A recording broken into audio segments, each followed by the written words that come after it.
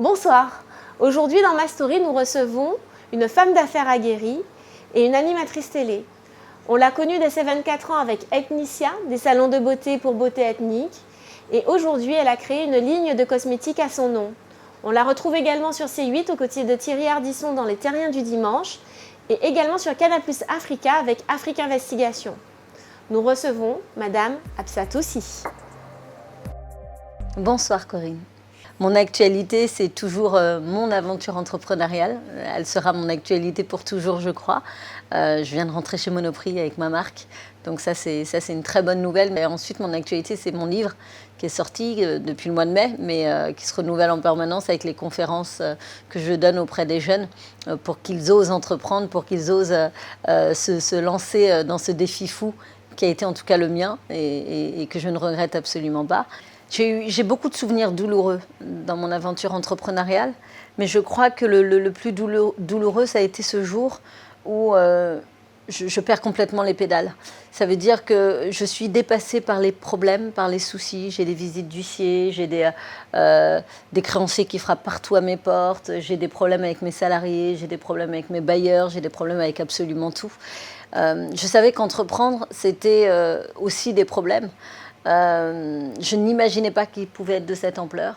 Et ce jour-là, à peu près débordé partout, j'étais en voiture et j'ai un trou noir, un trou de mémoire d'à peu près 1 heure. Et là, je comprends que mon corps me lâche. En fait, je suis juste en face de mon espace de beauté et je me retrouve avenue de la place de la Concorde, donc à environ 25 minutes de là, et je ne sais pas comment j'y suis allée. Je ne me souviens de rien. Et là, je redresse ma tête, je rentre chez moi et je me mets dans mon lit à probablement 15 h de l'après-midi, je me mets à pleurer. Et j'arrêterai pas de pleurer pendant 1 heure, 2 heures, jusqu'au moment où mon téléphone va sonner.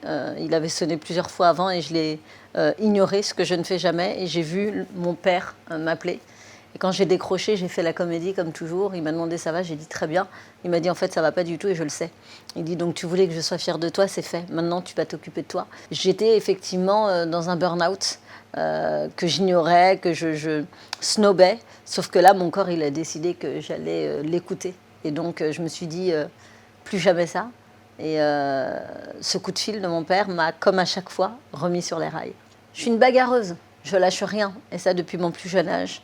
Je ne me laisse pas abattre par les difficultés de la vie parce que je considère que la vie, elle est faite de difficultés et que c'est essentiel à ma construction.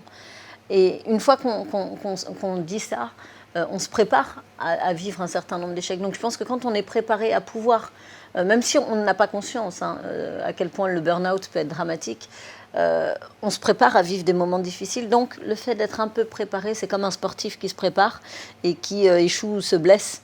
Il arrive à rebondir, il arrive à avancer parce qu'il sait qu'il va être confronté à ça. Et j'ai toujours su que j'allais être confrontée à ça et à un certain nombre de difficultés. Et je pense que ça m'a bien aidée. Ça m'a aidée aussi d'avoir comme ça un père qui a des phrases, un punchline à chaque fois, très percutantes, parce que tout de suite ça m'a ressorti la tête de l'eau et je me suis dit ok, stop. N'oublie pas une chose, ton père ne s'est jamais plaint, donc tu vas pas commencer à te plaindre, mais surtout tu vas reprendre le dessus et tu vas prendre rendez-vous avec toi-même. Et tu vas prendre soin de toi parce que tant que tu prendras pas soin de toi, tu pourras pas prendre soin de ta boîte. Donc c'est en positivant, en cultivant comme ça cette obsession de m'en sortir que je m'en suis sortie. Le premier conseil que je donne aux femmes qui viennent me voir pour entreprendre, c'est de dire fonce, tente, t'as rien à perdre, t'as tout à gagner. Il n'y a rien de plus triste que de finir sa vie en se disant j'ai que des regrets. Donc ce que j'ai envie de leur dire, c'est ne passez pas à côté de ce que vous avez envie de faire et d'être. Donc il faut que les femmes osent, parce qu'il y a beaucoup trop de femmes encore aujourd'hui qui veulent entreprendre et qui se mettent des freins elles-mêmes et qui n'iront jamais. Il faut qu'elles osent, il faut qu'elles se lancent, il faut qu'elles vivent. C'était ma story, j'adore partager et j'ai hâte de connaître la tienne.